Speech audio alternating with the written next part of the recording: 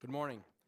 I call this informational meeting of the House Consumer Protection Technologies and Utilities Committee to order. Today's meeting will educate the committee on issues surrounding and relating to the PJM Regional Transmission Organization and energy markets in Pennsylvania. PJM Interconnection is a regional transmission organization that coordinates the movement of wholesale electricity in all or parts of Delaware, Illinois, Indiana, Kentucky, Maryland, Michigan, New Jersey, North Carolina, Ohio, Pennsylvania, Tennessee, Virginia, West Virginia, and District of Columbia. Acting as a neutral independent party, PJM operates a competitive wholesale electricity market and manages a high voltage electricity grid to ensure reliability to more than 65 million people. We are joined today by Mr. Jason Stanek from PJM. Chairman Metzger, do you have any opening remarks? Thank you. I just look forward to Mr. Stanek's testimony and hope that we can get some insight into what looks to be a crisis that's looming before us. Great. Good morning, Mr. Stanek. Thank you. may Thank you, start. Mr. Chairman. And members of the committee, I recognize that the slide deck is unable to be reproduced on the screens today, but I believe you have copies in front of you that we will discuss. As the chairman just stated, PJM is the power grid operator for approximately 1/5 of the country, including the state of Pennsylvania, 12 other states, and the District of Columbia. We are fuel neutral in carrying out this function. We value resources differently based on their performance and their cost effectiveness. As Chair Metzger just noted, we have publicly stated for several years now that we have a mounting crisis and concerns with respect to resource adequacy. At the same time, PJM understands that higher energy costs materially impact consumers in Pennsylvania and throughout the region. Pardon me. There we go. It's on. Yeah, there we All right, go. thank you. Thank you. Thank you. If we turn to slide number 2, what you'll see there is a picture of our control room in Valley Forge, Pennsylvania. This is where the men and women of PJM operate the dispatch of the flow of electrons to all of our states. You'll notice when taking a look at that diagram on the wall there, we don't have state boundaries listed. We do operate one of the largest machines on the face of the planet. And this is with regards to this power grid that we operate. One of the concerns that we're trying to address right now is a shrinking supply of both energy and capacity, combined with an increase in power demand, an increase of the magnitude that we have not seen before. This, of course, will result in upward pressure on prices to consumers in Pennsylvania and throughout our footprint. We will discuss, however, some of the steps that we're taking later in this presentation to mitigate those price impacts. Slide number 3, you'll see a schematic of what the power grid looks like. That control room that I just showed you is in the center of that diagram. And you'll see 2 different types of lines. You'll see high voltage power lines, which come under the authority and oversight of the Federal Energy Regulatory Commission. And towards the right-hand side, you'll see local distribution lines, which come under the regulation of the Public Utility Commission of Pennsylvania. You'll see that we have a number of generators there, both nuclear, hydro, wind, solar, coal, and natural gas. On slide 4, we answer the question of what is a regional transmission organization. There are 7 of them in the United States. They are overseen by the Federal Energy Regulatory Commission, and we are an independent body governed by an independent board of directors. And we have a number of functions, including operating competitive wholesale markets, operating the grid in a safe and reliable manner, and ensuring competitive open access through a very transparent process of our membership. We have about 1,100 members. Notably, we do not own any transmission or generation assets. If we move to slide number 5, you'll see how PJM is different than local utilities that you may be aware of, whether it be PECO, PPL, or others. We operate as profit neutral. We have revenue of approximately $365 million. If we overcollect a penny, we return that to the membership. We are fiercely independent from our members, again, operated and overseen by an independent board of managers. And what we do, that last bullet there, is we coordinate the maintenance of generation and the transmission systems to ensure that we have the seamless flow of electrons. Equally important on slide number 6 is what we do not do. We do not own any assets. We do not build any transmission. We do not build any generation. We are not a publicly traded company. We do not have a share price. We are not beholden to shareholders. We also do not issue any bills, so none of your customers and constituents will receive a bill from PJM, nor do we serve any customers on the retail grid directly. Slide number 7 gives you effectively the fact sheet of PJM. We are in the Eastern Interconnection, which is entirely shaded in blue, which is east of the Rocky Mountains. There are 3 interconnections in the United States: the Western Interconnection, the Texas Interconnection, and the Eastern Interconnection. And you could see where PJM fits in that interconnection. With some of our statistics, we operate over 88,000 miles of high voltage lines. And you may know that the P in PJM stands for Pennsylvania. We are proud of our Pennsylvanian heritage, created 97 years ago when Philadelphia Electric and Pennsylvania Power and Light joined forces to create what would end up being the largest power grid in the United States. Slide 8 shows you in greater detail the evolution of PJM over the years. You can see a number of the PJM transmission owners, including PECO, PPL, Pennsylvania Electric, Metropolitan Edison, and others that have joined. You'll also see that we have some non-contiguous areas, particularly in the West, northern Illinois. We serve mostly Chicago, parts of Michigan, and Indiana as well. So what do we do on a daily basis? You'll see on slide number 9 our core functions of the men and women at PJM. The 3 major operations are the planning function, where we serve similar to an urban planner, planning grid assets for the future with a 20-year time horizon. Number 2 is our operations function. That is the 24/7 operations of our facilities in the control room, and we liken that to air traffic control. If you ever visit us in Valley Forge, and I would encourage you to do so, taking a tour of the control room is usually the highlight of your visit. And number 3, we operate a number of competitive markets, including markets for energy and markets for capacity, among a number of other products. And we do that to ensure least cost products are being delivered to the 67 million customers that we serve. Slide number 10 shows you our 2 largest products. We'll start with the one at the bottom first, which is energy. Energy we provide on a day-ahead and real-time basis. That's the actual commodity, the electrons. And then on the top there is capacity. And capacity is effectively a product which is likened to an insurance policy, where we're ensuring that generation will be available at some point, typically 3 years into the future. But those generators are paid today in order to ensure that they're available to us at a point 3 years in the future. And we'll talk about the capacity market because it's received a lot of attention most recently after our last auction, which resulted in higher than normal prices. The next slide we have, slide number 11, puts in sharp relief the situation that we're seeing, not only in PJM, but in grids across the United States.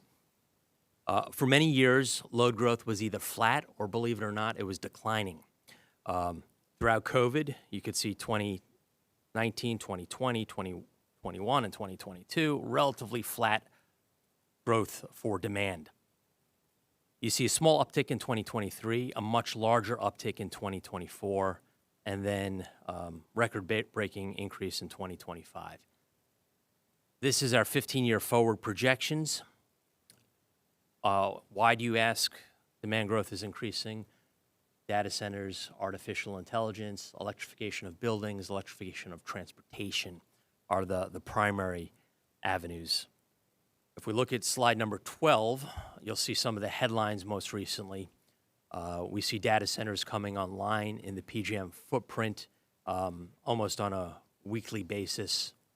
And they're not demanding necessarily megawatts, they're demanding gigawatts. This is growth at a scale that we have not seen previously, and some of these headlines on slide 12 reflect that. Slide number 13 provides some information regarding the forecast. And like any forecast, like a weather forecast, it's going to be wrong, I can guarantee you that. But the question is, by how much will that forecast be wrong?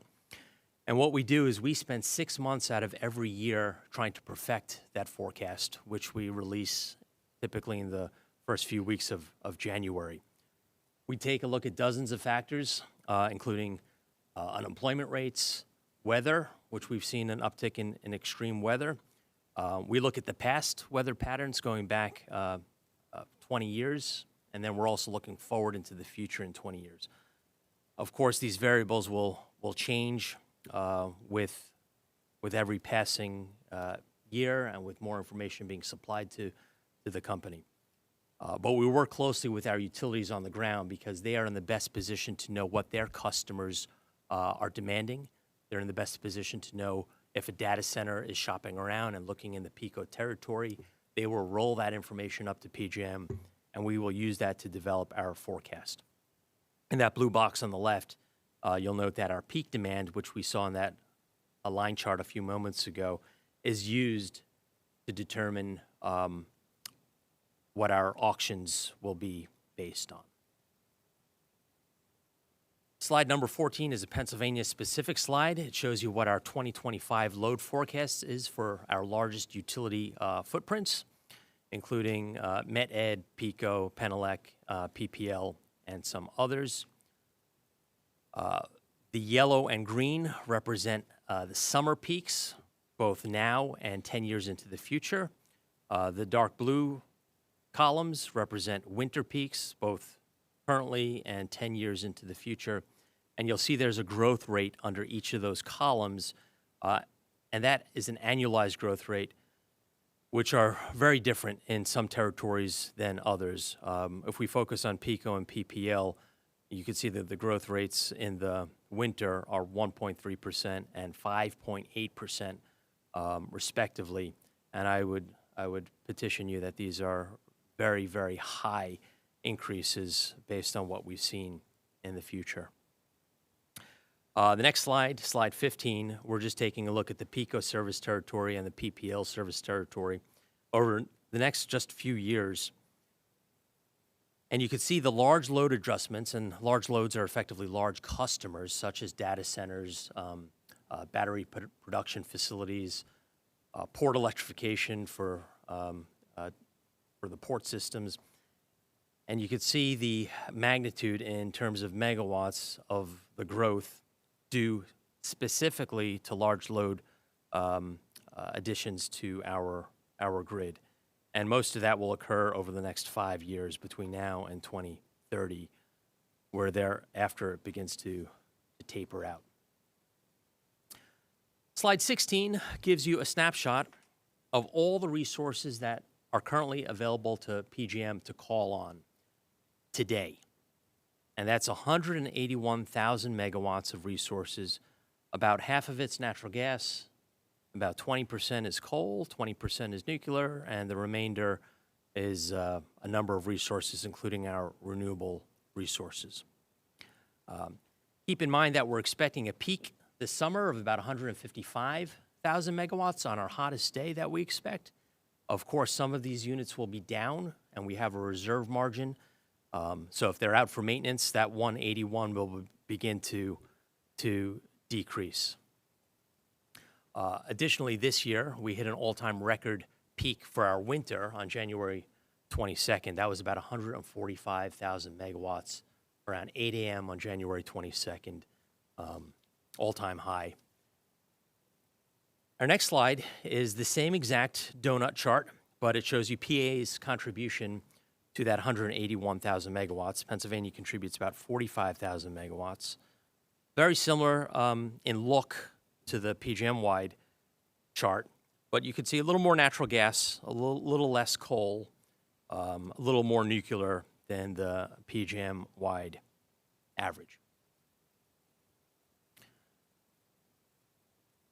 On our next slide, slide 18, you'll see that all resources are not effectively equal in terms of what they can provide to our system on a stressful, hypothetical stressful day when we need units to perform.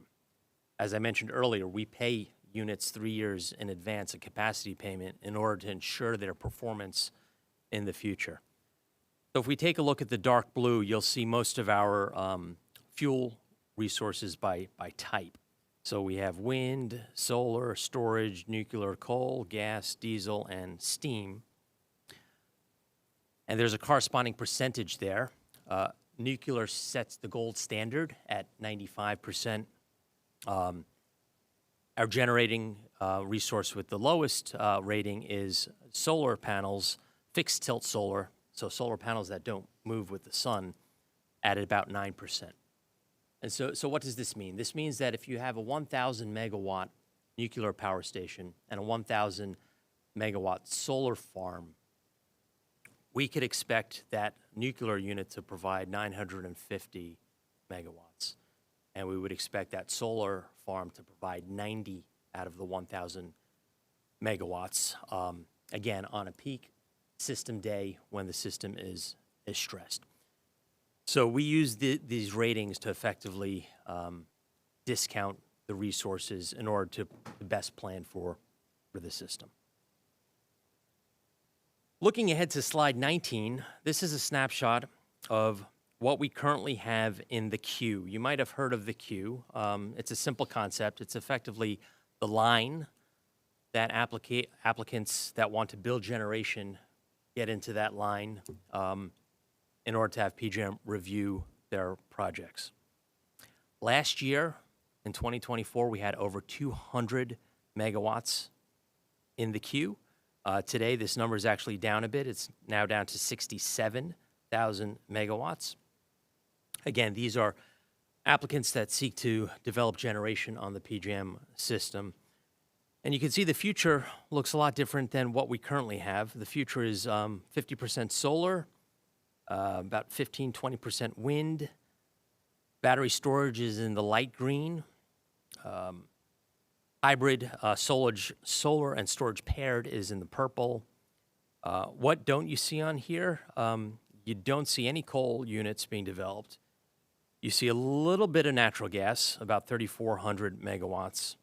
And then everything else falls into other, which is de minimis at this point. So this is PJM-wide average.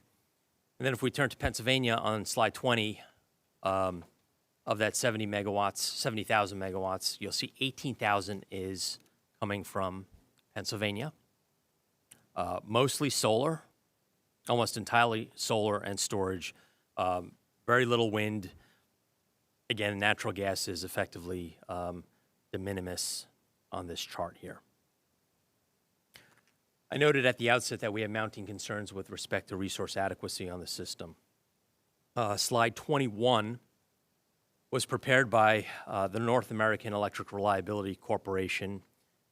This is effectively, it's a non-government organization created by the Federal Power Act about 20 years ago to set standards with respect to reliability of the bulk power system. And what you see here are the various operators of the various bulk power systems in North America. And they are in 3 different colors, indicating high risk, elevated risk, and normal risk. High risk in red there is RTO 2 hour west. And that means shortfalls may occur at normal peak conditions. Elevated risk in orange is where PJM currently is, which indicates that shortfalls may occur during extreme conditions. This summer, we're expecting a peak of approximately 154,000 megawatts. We can handle that peak. We'll have sufficient reserves. However, under an extreme scenario, if it's up to 166,000 megawatts, I could tell you that this would be the first time that PJM falls short of its reserves in a summer peak situation. And so we will fall short of our reserve margins, which is effectively the cushion that we feel comfortable with to maintain reliability on the system. Turning to slide 22, we'll talk about capacity prices for a moment and the settlement you may have heard that was entered into with Governor Shapiro. Capacity auctions are typically run once a year. We haven't run a capacity auction until last year for there was a couple-year gap because our regulator instructed us to hold off on a few auctions for reasons that I could get into. So when we ran the auction last summer, you may have heard that there was a price of $270 per megawatt day. You'll see that in the light blue column. You'll also see that depicted on the map. That map shows 21 different transmission zones. Of those 21 zones, 19 hung together and hit an RTO clearing price of $270. Two of our zones separated, and they separated because of transmission constraints.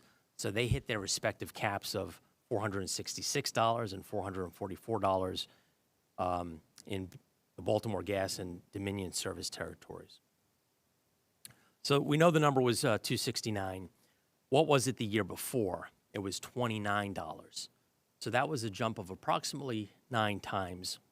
And then below that, you'll see the reserve margins. Again, that cushion that I was discussing. Back in the 2024-2025 dark blue column, you'll see that we had a relatively healthy 6% margin between what we actually captured in the auction and what we needed, which was 14.7%. But in this most recent auction, we ended up capturing excess capacity of 18.5% when our reserve margin was 17.8. That's a delta of less than 1 point, which means that the reserve margins have been shrinking. And why did capacity prices increase by a factor of 9? The reason is simple. It's supply and demand. Supply is decreasing. We're losing our thermal units, predominantly coal and natural gas, at the worst opportune time when demand is increasing very high. I want to ask you. You gave the reasons, and I quite didn't catch. Yeah, the reasons: supply-demand fundamentals. We're seeing historic increases in demand for power.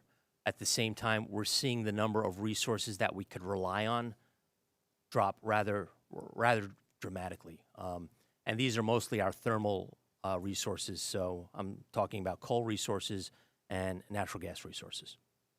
Going to ask all the members to please hold your questions until Mr. Stanik's testimony is complete. Thank you. you. I will be done, Mr. Chairman, in a few moments here. Okay. Got it. Thank you. I'll be a little closer. So capacity prices here. You'll see Governor Shapiro filed a complaint, which is effectively a lawsuit against PJM on December 30th of 2024. The complaint alleged that the capacity auction price cap would be too high based on the circumstances related to the generation of new entry into the system. Several other governors in the states of Maryland, Delaware, Illinois, and New Jersey supported Governor Shapiro. It was creating a tremendous amount of uncertainty for our markets. Our next auction we will be running in July of this year, July and December of this year. So shortly thereafter, we entered into confidential settlement discussions with the governor. Slide number 24 shows you the settlement terms that have been approved by FERC on April 21st, just a few days ago. It would set cost caps, both floors and ceilings. The price cap that generators could earn would not be above $325 a megawatt day. There's also a floor where they would receive no less than $175 per megawatt day. Again, This is a limited time settlement. The terms would only apply to the 2 auctions that would be held later this year in July and December, and then the terms of the settlement would go away. What is PJM doing? We've taken a number of steps that are outlined on slide number 25, which lacks a page number. In the interest of time, I'll focus on the green one, which is called the Reliability Resource Initiative. It was a one-time opportunity that FERC recently approved in March to allow some of our resources to effectively move forward in the queue. And in exchange, these resources that we selected, 51 of them, including nuclear resources and natural gas and batteries, are effectively going to be online by 2030, and they will bring approximately 10 gigawatts to the system, gigawatts that we desperately need. Slide 26 shows you all the projects that were made awards last week. We cannot reveal the identities of the developers, but we could tell you that Pennsylvania won 7 awards, totaling nameplate capacity of approximately 1,200 megawatts. Slide number 27 focuses on those Pennsylvania projects. You'll see there's a new nuclear. I can't identify the developer, but you could probably figure the developer out. Including a number of natural gas up rates in Lackawanna County, Bradford, Indiana, and others. Again, totaling about 1,200 megawatts of capacity that's needed on the system. My final slide here today is some policy takeaways for lawmakers such as yourselves. Again, this goes back to the concerns that I expressed at the outset. Number one is that states should avoid policies that would push any existing generation off the system until we have an adequate quantity of replacement generation. That would seem to make sense. Number two, states should help to bring new generation resources onto the system as soon as they possibly can. At the end of the day, the states are responsible for resource adequacy. The federal government is not. It's a state responsibility, and PJM is here to support in any way possible. Number three, we're asking our states to take a look at the laws on their books in order to expedite the siting and permitting of energy infrastructure, both generation and transmission lines. Nobody wants a power plant in their backyard. Nobody wants transmission lines in their backyard. But as we all know, the Commonwealth is an energy powerhouse, and in order to export the tremendous amount of energy that Pennsylvania exports to its neighboring states, transmission and generation assets are necessary. And finally, when making your decisions on legislation, please consider the consumer cost increases as a natural byproduct of any policies that may exacerbate the supply-demand challenges that we're currently facing, not only in PJM, but in all of the grids across the United States. Thank you for your attention. Happy to answer any questions, Mr. Chairman. Thank you, Mr. Stanek. What are the timelines for the RRI projects, and will they alleviate our immediate concern of lack of electricity? They will help to alleviate it. 90% of those projects should be online by 2030. The remaining 10% should be online by 2031. So we're hopeful that those projects, which are shovel-ready, will begin construction imminently. They'll be able to receive capacity payments. And as you can see, they are many of them are thermal resources, predominantly natural gas and some nuclear. Director Stanek, just 2 quick questions for you. In your testimony, you said all resources are not equal when we need them to perform, and that struck me. And I was thinking back to some of the previous PJM statements where PJM has claimed to be generation agnostic, but I guess in light of all of the things that you've said today, does it make sense that you are generation agnostic? Don't we need the baseload thermal generation now more than ever? We are fuel and technology neutral. We're not agnostic on reliability. But the fact of the matter is some units perform better than others during times of stress. Obviously, wind turbines don't produce power when the wind's not blowing, and solar arrays do not generate electricity when the sun is not shining. Just a quick follow-up then. So in your policy takeaways at the end of your last slide that you had, you were kind enough to give us a to-do list here. But the second thing on your list, it says that states should help to bring new generation resources into the system as soon as possible. And of course, Pennsylvania is a well-known powerhouse in the PJM system. And so I guess that begs the question for me in the latest awarded projects, just last week, Pennsylvania had 5 additional new natural gas requests, but they were denied. Why would you do that? So the proposal that we made to FERC was to select 50 projects to advance into the queue. 91 applicants filed projects for us to review. We had a methodology that we reviewed all 91 in order to determine how much effectively bang for the buck they would provide, how much power they could provide to the grid, where they're located on the grid. We could develop a generator with a high output, but somewhere where we don't necessarily need it in the 13-state region. We took a look at how fast these 91 applicants could build, and then we used a methodology to rank all 91 from first to last. We only intended to select 50, but 50th place, we actually had 2 projects with the identical score, so we captured those 51, which resulted in 40 projects not being selected. So they were all scored objectively, and 40 of these projects were not ultimately selected. So, slide 11 has your projections, which the only thing I can take away from the projections is that PJM's been consistently wrong. But I guess, judging by your projection slide and your last slide that tells us to put these resources online, isn't it everything that you just did there and the denial of those 5 projects alone, contrary to what you're saying that we should be doing right now to avoid a crisis and the looming costs associated with it to our ratepayers that no one can afford to do? Nobody was discussing the advent of artificial intelligence and the rise of data centers two years ago. So our projections were off. The numbers on slide 11, you could see these forecasts were substantially off. It doesn't help, but I would say that the entire industry and our fellow grid operators were equally off there.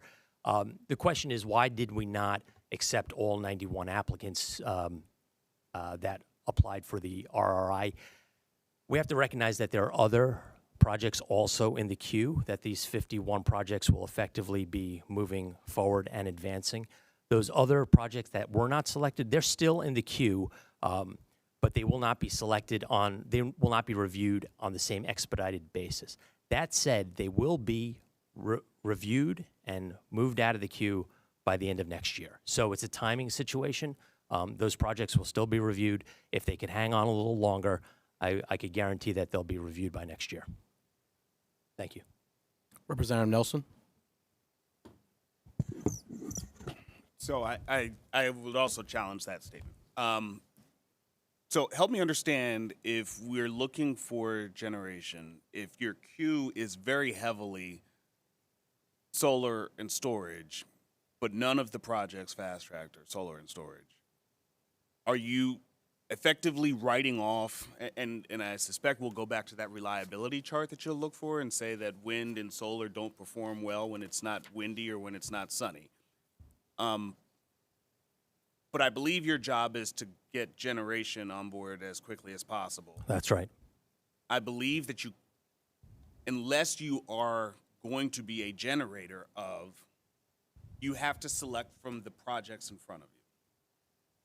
Are you saying that PJM is discounting all wind and solar projects and storage projects to a point where it's in the queue, but it's effectively useless? And so then the projects that PJM has in the queue isn't really, what did I have? 70 gigawatts. It's really more like 3?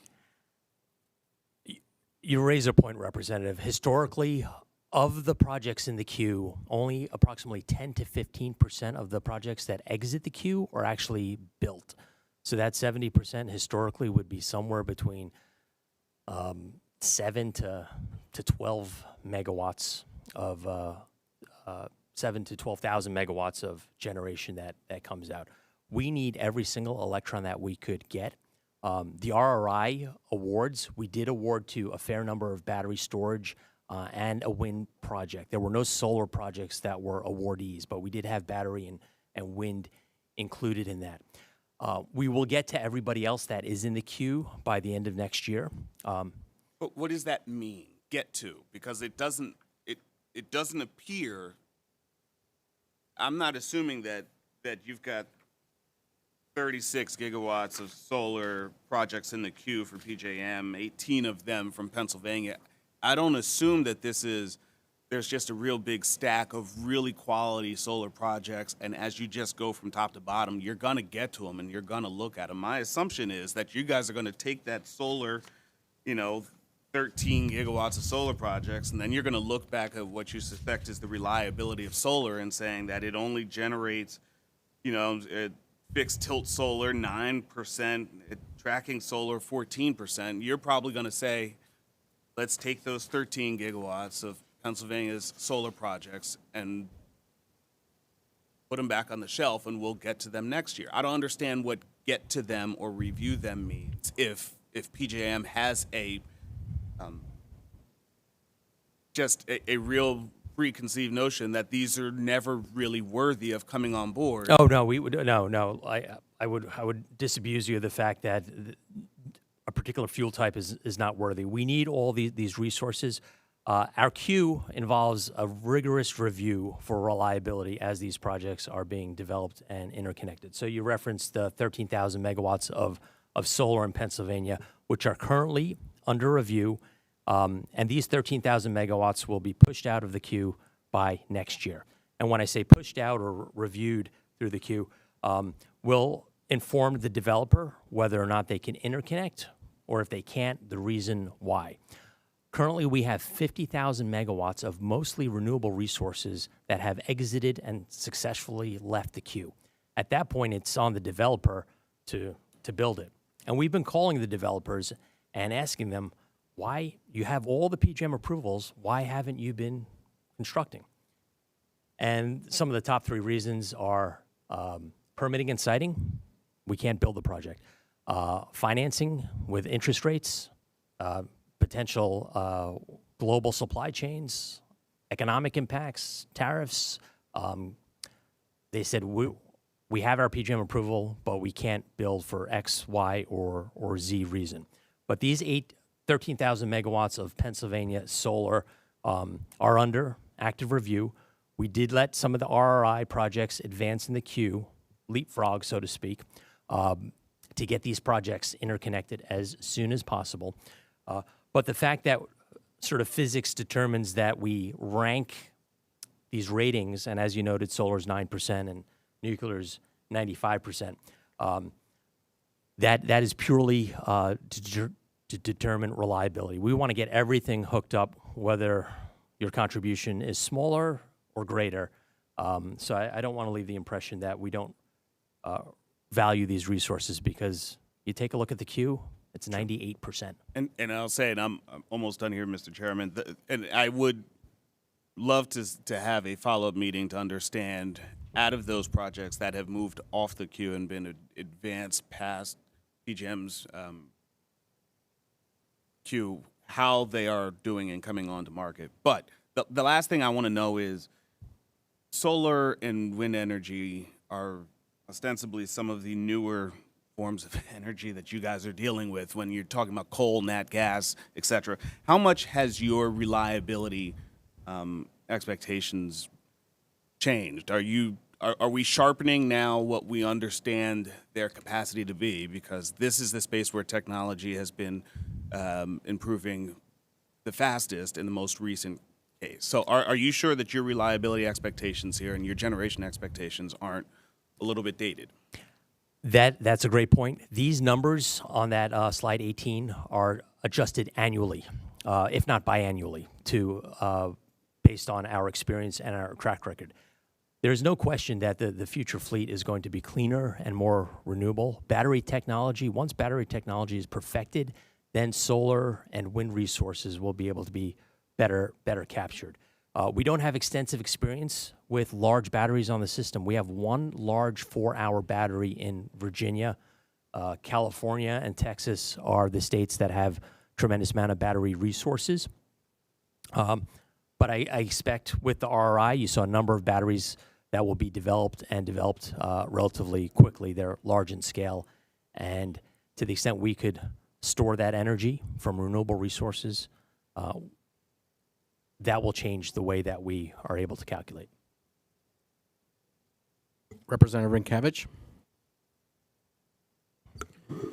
Thank you, Mr. Chairman, and thank you, Director Stanek. You alluded earlier in your testimony that Pennsylvanians are facing a crisis right now. One hand, our ratepayers lack the ability to flip the light switch on and have the lights actually come on, and on the other hand, we are facing a price crisis. You said earlier that the result of your last capacity auction resulted in a 29% increase to costs that are going to be pushed on to ratepayers. And so what I have to ask PJM is, how confident is PJM in how the capacity market currently exists? Because the most scathing piece of all of this is when we had our last capacity auction and we realized that there was an issue with reliability on the PJM grid, there was enough energy in the queue to take care of that reliability. And the fact that we didn't bring it online in a fast way is leading our ratepayers to have to pay a 29% increase. And now you're talking about fast-tracking projects and you're talking about projects that are in the queue, but I have to ask you, how long will it take those projects that are being fast-tracked or are in the queue to be adjusted for in the future capacity auctions? We have another capacity auction coming up here just in a couple months. When are we going to start to see this graph curve? That's a great question, Representative. Approximately 5 years to build a new natural gas cycled facility. So the RI projects, we hope that they're all online, or at least most of them are online by 2030, 5 years from now. As you noted, the capacity market is a 3-year forward market, so there's a bit of a delta between the 3 and the 5 years. We recognize that the settlement that was entered into applies for the next 2 auctions, July and December for the 2026 and 2027 delivery years. Everything that's in the queue is effectively on paper still. It's literally paper. The projects that have not been developed yet. That's why we were thinking the RRI was a one-time only opportunity to allow these projects to advance in the queue, to get the capacity prices more in check. And we're hopeful that we'll begin to see the fruits of that in the next upcoming auctions. But I can't guarantee that. PJM does not raise prices or lower prices. It runs a market. It runs an auction where supply and demand intersect on the XY axis is what ultimately sets the price. And I would say that if you take a look at other grids in the country, the Midwest grid, they just had a capacity auction last week, and they set the price at $666 per megawatt day for their summer. It shows you that PJM, Pennsylvania, the Mid-Atlantic is not alone in trying to resolve the appetite for power that we're having and the lack of capacity that we have. But we're doing everything possible to clear the queue down to 0. And we announced 2 weeks ago we're working with Google to help automate more of our systems, to get processes that take months down to days, processes that take days down to minutes. And we're hopeful that additional automation, in addition to everything that we've been doing over the past few years, will allow projects to get through the queue quicker. And then the developer has to make the decision, do I build or do I not build? And I recognize that PJM doesn't participate in the market. It simply operates the market. But at some point, PJM has the ability to influence the market by bringing on capacity online or not. You spoke to a couple initiatives, but what are some of the structural changes PJM is taking? I mean, PJM should take responsibility for the fact that my ratepayers, my businesses, and my consumers, including myself and everybody else on this panel, is going to see a 29% increase to their electric bill starting next month. PJM has to take responsibility for that. So what are some of the structural changes you're going to make, because you can directly influence that market? We have begun to take some actions to change effectively the rules that govern PJM and our tariff. We have a regulator in Washington, the Federal Energy Regulatory Commission, that oversees and maintains all of our tariffs. Some of those items, which I did skip over on slide number 25, are proposals to ensure that we have more interconnection capacity, that retiring generation resources could transfer their existing interconnection rights to a replacement resource without having to get in line effectively back into the queue. So that saves time, potentially several years. To the extent that we have a generator with extra surplus interconnection capacity, FERC recently approved an effort in March that will allow us to effectively share that interconnection capacity without another queue review and analysis. So we are pulling all the possible levers that we can, getting the necessary approvals from Washington before making these modifications to our tariff. That said, we want to make sure that the market is still investable. And when I say investable, that generators still want to develop projects in the PJM footprint, whether in Pennsylvania or in other PJM states. If you lower the price too much, you could have the unintended outcome of generators saying, well, you know what, I'll build in Texas instead. I have no further questions. Thank you. Thank you. Representative Haddock. Thank you. Mr. Stanek, in your testimony, and it wasn't in the notes here, but you did talk about, and I believe it was 3, and as I tried to make notes, couldn't quite hear you. I have fortunately, logged ear from allergies. So what were the main, you cited the draws to the power. What are the official, because down here we hear a lot of speeches on the floor all the time and in these committees. What is actually causing the draw of power to the grid? It's not people. It's number one, head and shoulders above any other customer is data centers. So it's for everything from Bitcoin mining to generative artificial intelligence to cloud computing to just maintaining the consumption of all the devices. The average household now has 21 connected devices. So it's operating these large data farms. As you know, Northern Virginia is the world capital of the servers. Microsoft, of course, signed the power purchase agreement with 3 Mile Island to get that resource back onto the system. And we see that everywhere. It's become a global arms race for AI. Okay, so EV charging stations, how heavy is that on the grid? It factors on the grid, but we've done some independent analysis with our consultants, and it's beginning to taper off. I wouldn't say it's as considerable as That's good enough. In the interest of time, thank you. Then I guess the question I have,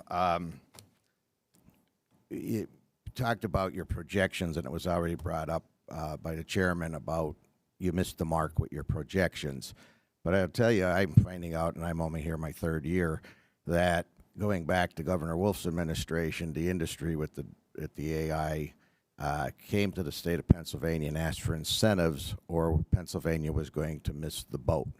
And Pennsylvania did give incentives to help draw centers into this state.